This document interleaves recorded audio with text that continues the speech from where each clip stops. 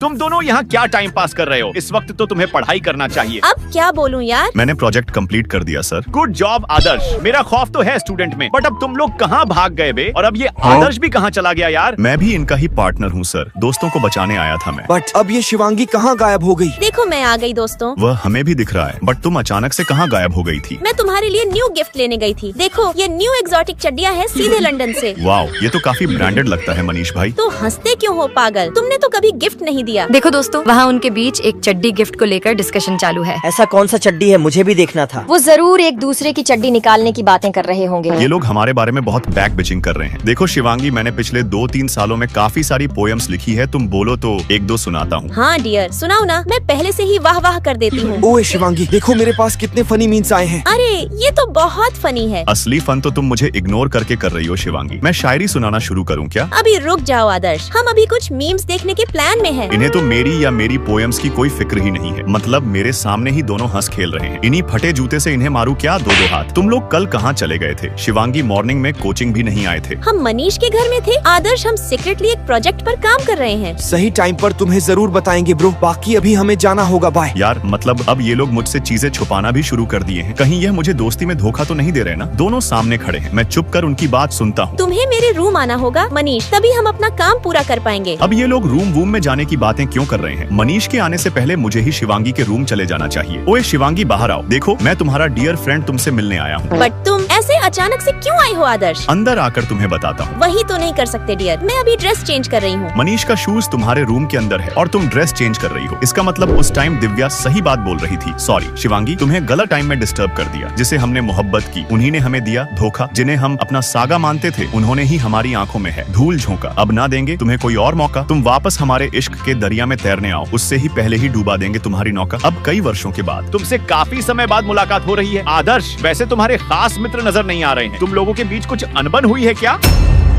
It's okay बेटा, 3 दोस्तों के बीच अक्सर लड़ाइयाँ हो जाती है। बट हमारी दोस्ती में ऐसा कुछ भी नहीं हुआ सर। और आप बेवजह लड़ाई पैदा मत करो। एक्चुअली जब मैं अपने दोस्तों से नाराज होकर अकेले घूम रहा था, तब अचानक से आसमान में मुझे आतिशबाजियां होते नजर आई। मैंने उन्हें देखकर सोचा, फिर तभी वहाँ शिवांगी और मनीष आ पहुँचे, वह भी हाथों में बर्थडे केक लेकर। तुम्हें भले ही अपना बर्थडे याद ना हो, बट हमें तुम्हारा बर्थडे अच्छे से याद है डियर। हमने देखा था कि तुम्हारा शूज बहुत फट चुका था, फिर हमने तुम्हारी शूज के साथ एक पिक्चर क्लिक करी और तुम्हारे लिए न्यू शूज ले लिया। I am sorry and thank you यारों। और कुछ इस तरह हमने पूरी जनता के साथ आपको भी कंफ्यूजन में डाल दिया था सर। सर बुद्धू सर ही। अरे बच्चों, तुम लोग आज भी उतने ही बदतमीज हो। और कुछ इस टाइप हमारी दोस्ती का एक चैप्टर कुछ खुशी और कुछ गम के पलों के साथ खत्म हुआ और दूसरा चैप्टर शुरू हुआ, जिसमें शिवांगी बहुत सहमी हुई मासूम लड़की बन चुकी है। ये लिफ्ट 2 में क्यों अटक गया है? तुम्हें कुछ पता है क्या लड़की? नहीं सर, मुझे कुछ नहीं पता। तो फिर इस लिफ्ट के बटन काम क्यों नहीं कर रहे हैं? दबाओ इन्हें। ये तो बहुत घटिया इंसान है, बेचारी शिवांगी को डरा रही है। मैं स्कूल लाइफ के बाद इतना टूट गई हूँ कि मुझे इस जिंदगी में कोई इंटरेस्ट ही नहीं बचा। मैं लिफ्ट में ही सो जाती हूँ। बट वेट आदर्श, तुम यहाँ? अरे शिवांगी, तुम यहाँ मेरे शहर में। तुम्हें 5-6 साल बाद देख रहा हूँ। तुम कहाँ गायब थी अब तक? अब तुम्हें कैसे बताऊं कि जब मैं स्कूल के बाद घर गई तो माँ ने मुझे रिटर्न शहर भेज दिया ताकि मैं यहाँ कुछ जॉब करके पैसे कमा सकूं। बट जितने एक्साइटमेंट में मैं इस शहर आई थी वो कुछ ही टाइम में पूरा खत्म हो गया। सभी लोग मुझसे दूर भागने लगे कि जैसे मुझसे गोबर की बदबू आ रही हो। अब तुम भी मेरे साथ मत रहो, नहीं तो वह तुम्हें भी गाँव का समझेंगे। रुको शिवांगी, मैं तुम्हें न्यू आईफोन देना चाहता हूँ। वाओ आदर्श, ये तो ओरिजिनल लगता है। बाकी अब मैं अपने गर्ल्स हॉस्टल चली जाती हूँ। तुम हमारे साथ फ्रैंक होकर रह सकती हो जाना, हम अच्छे लोग हैं। आओ दिव्या, हमने काफी टाइम से साथ में बैठकर गर्ल्स वाली बकवासी नहीं करी। कुछ करते हैं ना, बंटाई मजा आएगा। मुझे नहीं लगता मैं उनके साथ अच्छे से घुल मिल पाऊंगी। तुम ओवर थिंकिंग मत करो शिवांगी। जैसे हम स्कूल के वक्त सभी के साथ फ्रेंकली हो जाते थे, सेम वही चीज अभी करना है। स्कूल टाइम अलग था आदर्श। तुम ऐसा क्यों सोचती हो शिवांगी? तुम बस थोड़ी सहम गई हो। याद करो कि हम तुम कितने मस्तीखोर हुआ करते थे। तुमने मुझे मनीष के साथ मिलकर कितना बड़ा सरप्राइज दिया था। तुम वही मस्तीखोर शिवांगी हो। हाँ आदर्श, मैं वही हूँ। चलो फिर अब शॉपिंग करें। ये कुछ ड्रेस बेस्ट हैं जो तुम्हें ट्राई करके देखना होगा। ओके आदर्श, मैं अभी आती हूँ। और चलो बताओ। नहीं, इसमें कुछ खास मजा नहीं आ रहा। फिर ये वाली कैसी लग रही है? इसमें भी कुछ मजेदार बात नहीं है। यार अब तुम्हें कोई ड्रेस अच्छी लगी नहीं रही तो मुझे अपने पुराने लुक में वापस आना होगा। बताओ मैं इस फ्रॉक में कैसी लग रही हूँ? आँखों में तेरी